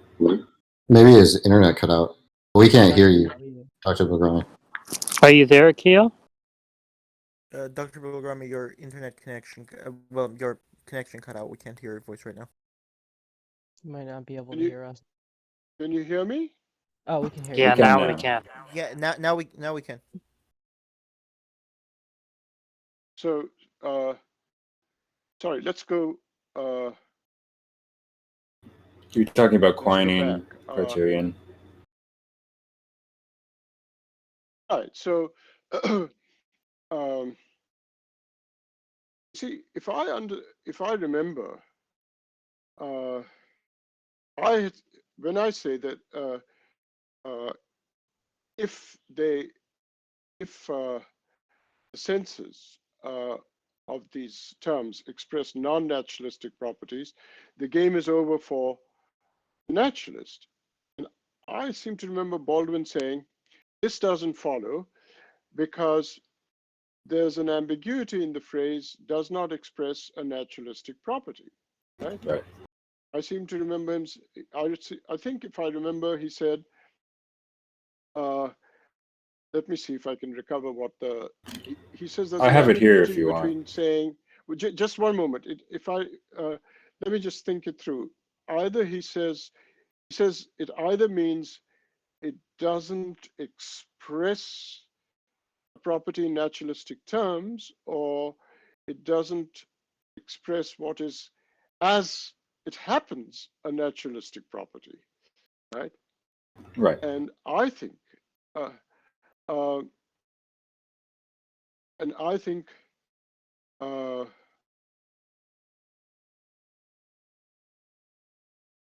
don't think that there's such a, you see, I don't think there is that gap because I take for granted that Quine is right in saying that the only criterion there is for a property to exist is that you cannot get rid of it from our concepts, from our terms and concepts which occur in our vocabulary. If you can't get rid of something, if it's ineliminable, which is Quine's favorite word, then it exists. That is, it refers. It exists. And I'm claiming that if I can't get rid of the sense of good or the sense of pain, if I just, it's ineliminable, then you have the properties. It's not just senses, but properties. Right. But here, you see, I'm not. I don't understand. I like Quine's idea of property existence, which is that. And I don't understand why Quine doesn't talk of properties. But if he means by properties real properties, I think they're real properties. If you can't get rid of the concept of the sense of good, you know, what is the sense of good? Well, it's the sort of thing we rank. It's the sort of thing we rank and weigh. It's the sort of thing that motivates us to act. These are all senses of good. right. But the thing is that I don't see why the naturalists would have to give up such a criteria, right? Because they're going to assent to the existence of those properties. What they're not going to assent to is that they're distinct properties from those some corresponding natural property. In the same way that, you know, someone is going to assent to the water properties and also to the chemical properties, but they're not going to assent to, or may not have to assent to, them being distinct properties in the sense that they're different things in the world. Yeah, they're different concepts we have, maybe different terms, but they're going to be the same thing in the world. If they're different concepts, then they exemplify different properties, and they express different properties. But then you're just going to be having to say something that our water concepts and our chemical concepts are expressing different properties. Expressing different properties, but they refer. But one can refer to chemical properties. Yeah. Right. But exactly. So why couldn't the naturalist say, okay, the normative stuff and the properties and the normative concepts and our natural concepts, you know, are expressing different concepts, but they refer to the same thing. they do refer to the same thing. I began by saying that I'm happy to say they refer to the same thing, but they don't express but they have different senses which express different things, and those express real properties. That's why you have a non-reduction. Wait, but are you But then saying that the mental and the don't follow. physical co-refer?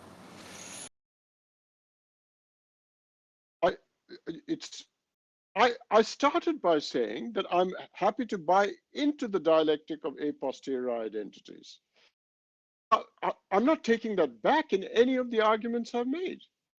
But when you Let run it, the more Frege-Moore-Pincer argument in self-knowledge and resentment, I take it that the argument is supposed to be a rejection of naturalism about the mind, right?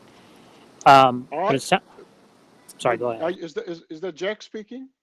Yeah, that's me. Yeah. Yeah. Look, Jack, there is nowhere that I would want to deny that there is. I mean, I have no desire to deny any a posterior identities that people may genuinely have discovered. If they actually do discover that properties of the mind or value properties refer to natural properties, I have no desire to deny it. But it doesn't amount to a reduction. Oh, I see. Okay, so there could be co-reference without naturalistic reduction, is what you're saying. That's right, because that's the point of the Frege arm of the pincer, right? It says there is a sense, and I have a Quinian view of properties, and if the sense is ineliminable, then it is also expressive of a property. So whatever it refers to, what the sense expresses a property, and that can't be a property that natural science studies when it comes to value. Now, is that the reason why you give an independent argument against Davidson's view later in that chapter? Because Davidson's actually his anomalous monism is a kind of non-reductive account of the mental, at least putatively, right? And so I take it you don't think that the more Frege-Moore Pincer argument in any way challenges Davidson's view because he's granting that there's no reduction, right? He's just saying. I mean, I think Davidson is broadly right in his conclusion. I mean, I've some doubts about some of the premises, but the idea that if there's going to be a materialism, it'll be non-reductive. I certainly agree with that. I see. So you're just saying that he has the wrong non-reductive account, but you yourself are not. Sorry, you're saying he has the wrong non-reductive account, but you're not actually taking a stand against non-reductive types of physicalism. Correct. Okay, that clarifies things a lot. But Dave, Detroyer, if there's more you want to say, go ahead. I didn't mean to take, to No, head you up. I want to wrap up anyway because I feel like other people have questions and I don't want to take up all the time. But yeah, thanks for discussing some of these issues with me, Akeel, and maybe I'll send an email if we could discuss this further. Sure. I think By all means, yeah. Thanks. That was extremely helpful because we've been sort of puzzling over some of this for quite a while now. So that definitely is very helpful. Now, by the We way, wouldn't let Zach go next? Akeel, yeah, if Zach wants to go, should we just get an idea about how much time Akeel has? Because I understand that Yeah, we looked at the 2 hour Stephen let mark it. here, so. I mean, because if you want to let us know when you want to get going, Akeel, we can try to wrap it up whenever. Well, We have lots of questions, so we can keep going. But I mean, I assume you have important things to do.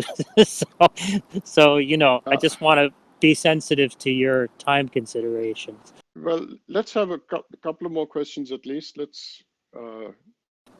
Okay. All right. Hey, you can keep me Godless posted. or Zach? Let's go with Zach first. Okay, Zach, go ahead. You there, Oh, Zach? Zach's not here. Zach's not Yeah, even no, here. he's there. Left. I'm here. Oh, all right. So let's get Godless then. Oh, no, Zach is Zach here. Zach is here. I missed him. Yeah, Zach, go ahead. Yeah. Go ahead, Zach. I have two questions, but I'll start with the first because it's related to the discussion that just happened. So it sounded as if you were willing to allow that you could have co-reference between two different terms, where one is normative, a normative term, and the other is maybe a natural term. But you want to say that that doesn't necessarily entail a reduction. In particular, it doesn't entail that the normative property is reducible. So I was wondering if you could say more about what you take reduction to be, because on the face of it, if the one property is essentially a such and such, where the such and such is spelled out in natural terms, and the normative term refers to that, then it would seem that by Leibniz's law, the normative property would similarly be essentially a such and such. And it's hard for me to see how that wouldn't be a reduction. So I'm hoping you can say more about what you mean by reduction. Well, you have no reduction if there are mental or value properties. I'm saying if there are mental properties or value properties, which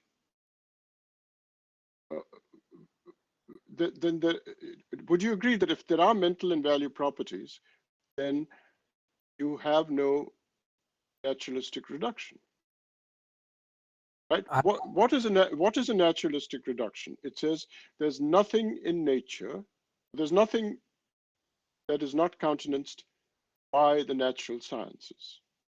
Okay, natural sciences cannot study values, cannot study value properties.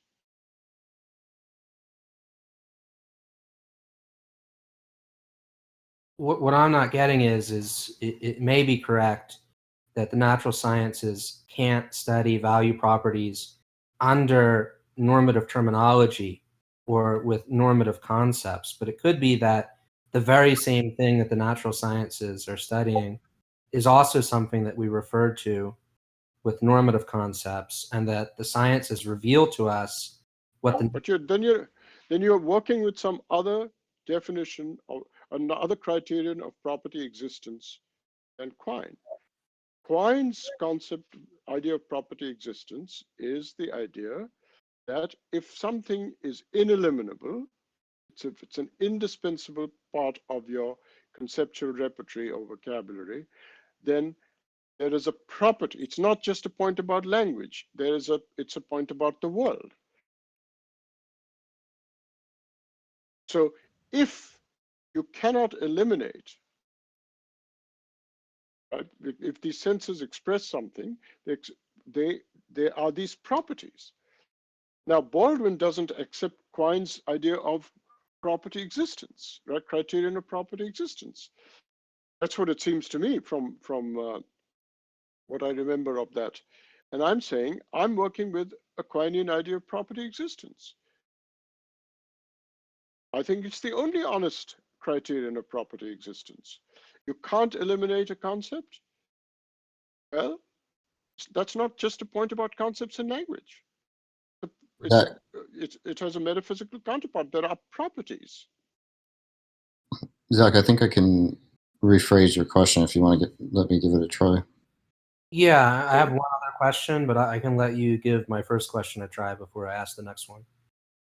So I think the idea is that if the referent that's picked out by the sense, what we mean when we say the sense expresses a property and it has this referent, then it sounds like we're saying the referent has a non-natural property. But if the idea is that the referent is a natural thing, then it sounds like we're saying a natural thing has a non-natural property, which just sounds incoherent. The term has a referent. The term has a sense. It's only because it has a sense that you can make sense of these guys who wonder or deny an a posteriori identity. So the term has a sense, and the term has a reference.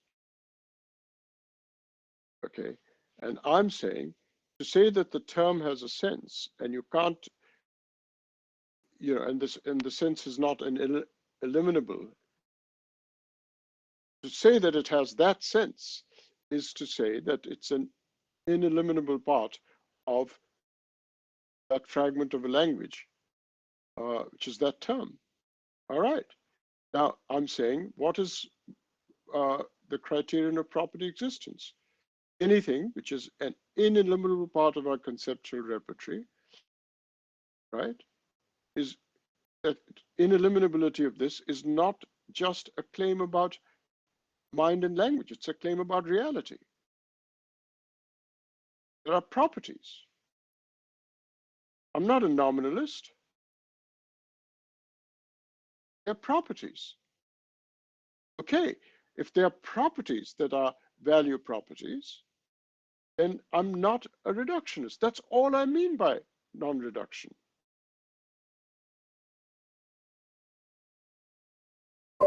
If you can't get rid of the concept, right? If you just can't get rid of the concept, that means you've acknowledged that there are certain properties which are not reducible to other properties.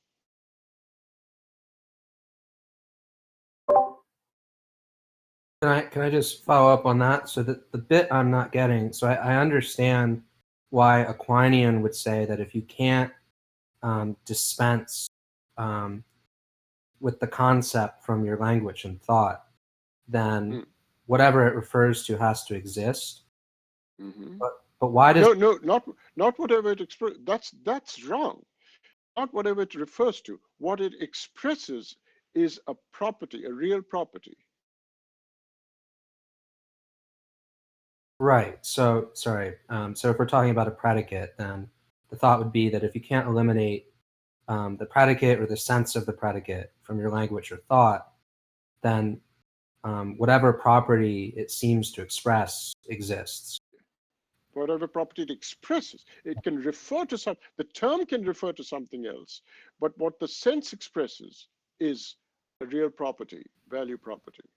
So I understand that, but how does it further follow that that if the term or concept can't be eliminated, and as a result that the property that it expresses exists, why does it further follow that that property is irreducible?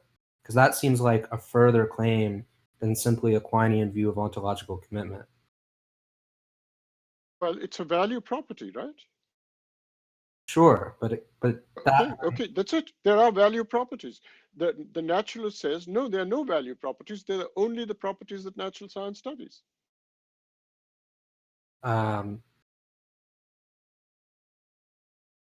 yeah, it may be that we just mean different things by naturalism. That actually kind of leads me to my second question. But I'm very clear about what I mean by naturalism. What I mean by naturalism is just the idea that what the natural sciences study exhausts what nature is, or what the world is. Whatever is posited by the natural sciences, whatever properties that are posited by the natural sciences in natural scientific history, that exhausts the furniture of the universe. That's what naturalism is. That's what I'm opposed to. Okay. So my next question may end up being related to that. So when it comes to physicalism, for example, which some people understand to be interchangeable with naturalism, but I suppose it depends on who's talking. No, it isn't, because you can be a functionalist who doesn't think everything is redeemed in uh, neural brain states. There are people who think that some dispositions are tendencies. They are not normative. They're tendencies, but they may not have a physical basis. There are people who think that. Well, I would have understood functionalism to be a kind of non-reductive physicalism. So No, no, not for me. Functionalism is through and through a naturalism, because it takes a third person point of view on all these states. It sees these as all dispositions and causal states, through and exhaustively causal states with interrelations. Functionalism is a naturalistic view. but you want to say it's not a physicalist view. Need not be. Need- Most functionalists want in the end to be physicalists. Right? The function of mixing whatever oxygen with air and so on is realized in the physical contraption carburetor. Right? Most functionalists want to say that, but not all functionalists. Some functionalists are just happy talking about causal states. And I'm saying, if you think the mind is nothing but causal, then you're a naturalist. Okay. So yeah, I'm not quite sure how to ask this question. Basically, what I wanted to know is why couldn't you have a view? I don't know if you would want to call it physicalist, maybe you would want to call it naturalist, but a view that's non-reductive, where you think that normative properties stand in some relation to, for example, what fundamental physics tells us about, but it isn't an identity relation. But nonetheless, it's the kind of relation that will ensure that normative properties are nothing over and above the properties that fundamental physics posits. So I was wondering, do you think the kinds of arguments that you give would also undermine that view, or is that a view? Certainly. Nothing over and above, certainly I would oppose that view. Okay. So if nothing over and aboveness is compatible with not having a reductive identity statement, then I'm wondering how do you argue against a view like that? Well, nothing over and above means that we don't have any agency in the practical sense.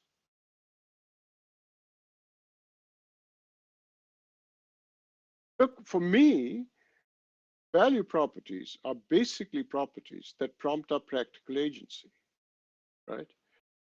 So if there were, if what you, if, if you say value properties are nothing over and above properties that the natural science studies, well, properties that the natural science studies are only something you study from a detached, disengaged point of view, not the practical agent's point of view. Okay, so you're proposing a view that we are completely disengaged. The only thing we do is predict and explain. We don't have practical agency.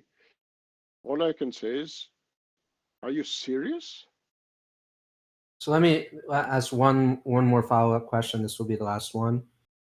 So it sounded like you were assuming that if a property is nothing over and above what nothing over and above the properties countenanced in the natural sciences, then if the properties in the natural sciences can only be studied from a third-person perspective, then the property supposedly nothing over and above the natural properties also can only be studied from a third-person perspective. So my question... That sounds like a tautology to me. If there's nothing over and above, it follows from that. That's what the phrase "nothing over and above" means. Well, there are other ways of understanding it. So like more recently, people have tried to understand it in terms of metaphysical grounding, or to say that some properties are nothing over and above some other properties is to say that the former properties fully ground the instantiation of the other properties. And that doesn't necessarily carry with it any view about how we represent those properties or how we would have to think about them. Well, but that's what I'm saying is if you take the view that the indispensability of these uh, concepts does not amount to a metaphysical claim about the actually existing properties. And if you want to say, well, it amounts to there being properties, but they're nothing over and above something. I don't know what nothing over and above. It's if you're saying it's like statue is nothing over and above the material, the clay of which it is made. If that's the sort of thing you mean, well, I'm saying that doesn't capture what I mean by nothing over and above. What I mean by nothing over and above is that it's not that it's. I mean, that sounds like a sophisticated claim about identity with the stuff or the matter or the clay from which it is made. But a statue can have a sense which it goes beyond that. So it is over and above that. If you take the Quinine view of property existence seriously, that if the statue has a meaning or a significance, a sense, and so on, which doesn't include the clay, but over and above that, then it is over and above the clay.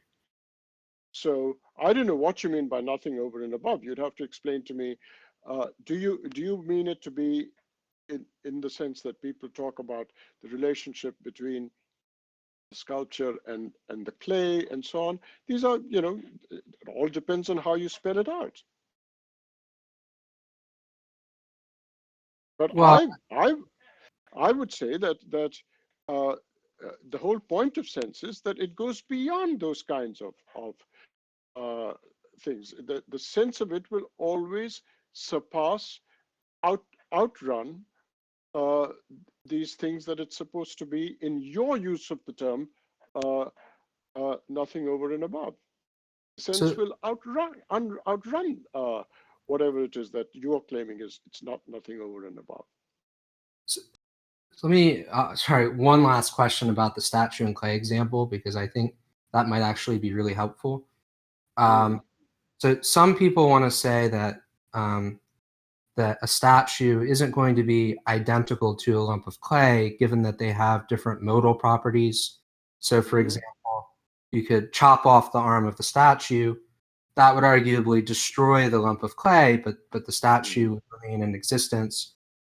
Similarly, you might have thought that the very same statue could have been made from a slightly different lump, stuff like that. So they want to say that there isn't an identity between the statue and the lump of clay. There's some other relation. Sometimes they'll call it constitution. Sure.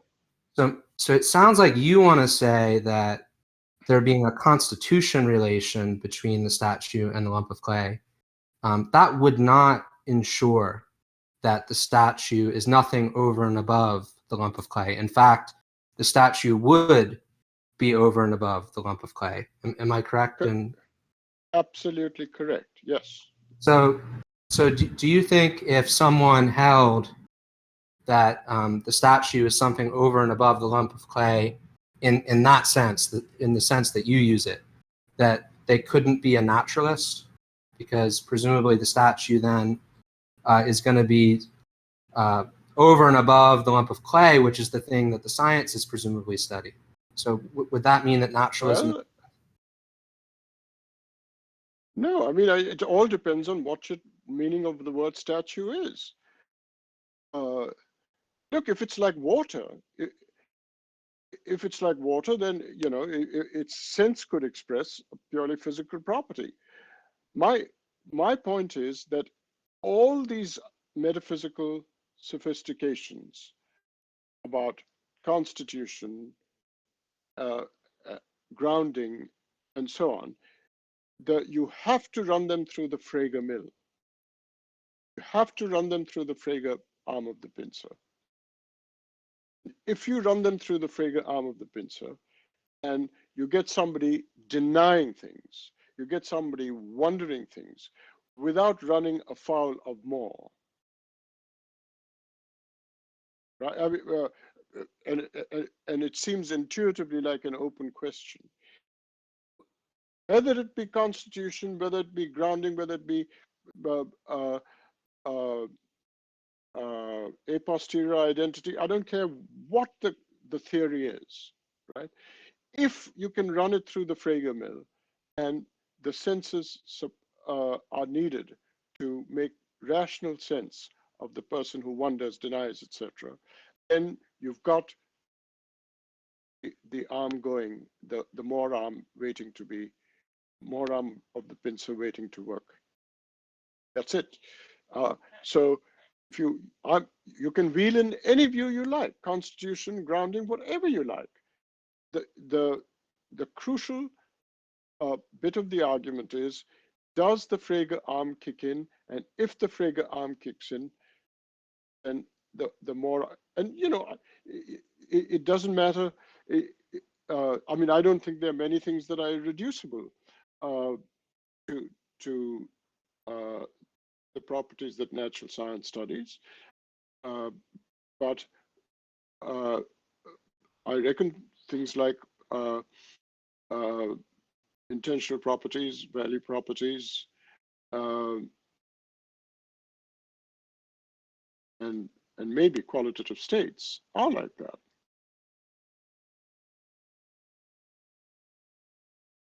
Okay. So whenever you're tempted to ask, whenever you're tempted to bring in these sophistications in metaphysics to a posterior identity view, you just have to ask yourself, does the Frege arm of the pincer run or not?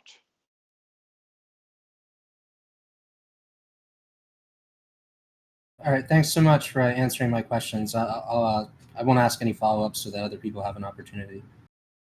Yeah. Okay. Thank you so much. Okay, I better go and fix some supper for. Thank you, Akeel. Maybe we can do this again sometime if it was not too unpleasant for you. No, it was very pleasant, and I enjoyed it a lot. I have to do another AMA. Somebody's asked me. I think it's sometime next month. Can you send me the information on? And actually, also, you were going to send me any other talks you're doing, because I think the last one that I knew about was that one couple like a week or two ago. So I don't know if there's any else, if there are any others coming up this semester. Yeah, I'll just drop me a note reminding me. I will. Okay. Dr. Bilgrami, just to be clear, the best way to contact you is through your email, correct? Yes, that's right. Thank you so much once again, Professor Bilgrami. Thank you, Professor Bilgrami. Thank you. Yeah, thank you for coming. It's been great. Thank you so much for coming here. Thank you for so much. We hope that we didn't bore you. Your answers were very on point, very comprehensive, and just once again, thank you so much. Sure. Bye. Okay. Take care, Dr. Bilgrami, and hope to see you soon. Hey, Detroit, still there? Can you unmute everybody, Shiny? Just unmute everybody.